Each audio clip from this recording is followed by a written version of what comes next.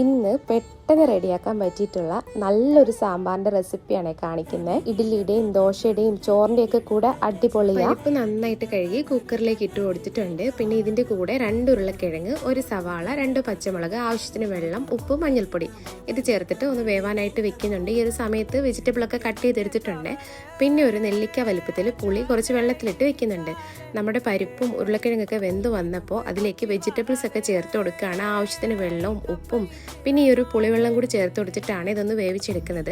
സൈഡിൽ ഇഡ്ഡലി റെഡിയാവുന്നുണ്ട്. വെജിറ്റബിൾസ് ഒക്കെ ഒന്ന് കുക്കായി വരുമ്പോൾ ഇനി സാമ്പാർ ഒന്ന് താളിച്ചെടുക്കണം. അതിന് വേണ്ടിയിട്ട് വെളിച്ചെണ്ണയിലേക്ക് കടുക് ഇട്ടൊന്ന് പൊട്ടിച്ച ശേഷം പിന്നെ ചെറിയ ഉള്ളിയും വെളുത്തുള്ളിയും കറിവേപ്പിലയും പിന്നെ സാമ്പാർ പൊടിയും കായപ്പൊടിയും മഞ്ഞൾപ്പൊടിയും മുളക് പൊടിയും കൂടി ചേർത്ത് നന്നായിട്ടൊന്ന് മൂപ്പിച്ചിട്ട് നമ്മൾ കുക്ക് ചെയ്ത് വെച്ചിട്ടുള്ള ഈ ഒരു വെജിറ്റബിൾ മിക്സിലേക്ക് ഒഴിക്കുക കേട്ടോ.